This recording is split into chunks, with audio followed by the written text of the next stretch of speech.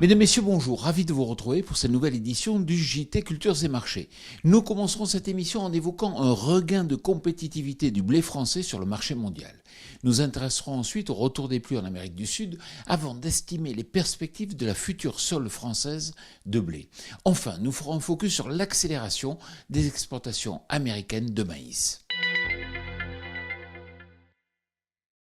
Notre blé redevient compétitif par rapport aux origines mer Noire. En effet, si l'activité à l'export est particulièrement limitée en France depuis le début de la campagne, l'écart de prix s'est considérablement resserré entre le blé français et l'origine russe. Cela tombe bien même si on a peu de disponibles.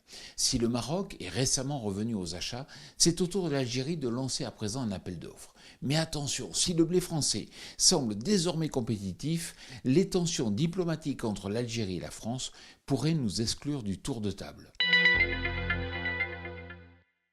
Après plusieurs mois de sécheresse, les pluies sont de retour en Argentine et au Brésil. Bien que très en retard, les semis de soja se sont accélérés ces derniers jours et 56% des surfaces sont désormais semées dans le Mato Grosso, qui est le principal état de production au Brésil.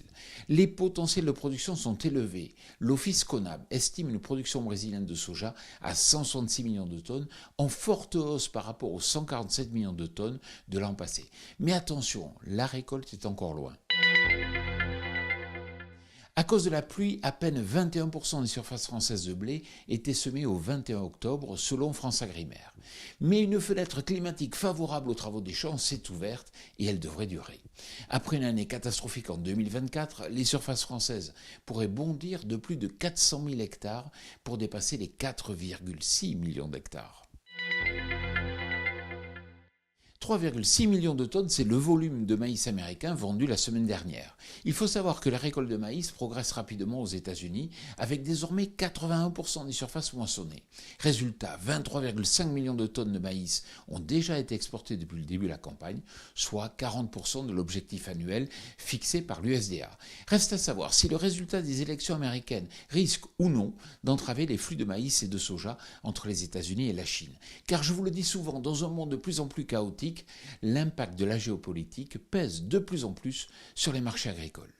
Voilà, le JT Culture et Marchés, c'est terminé. Je vous souhaite bien sûr une excellente semaine.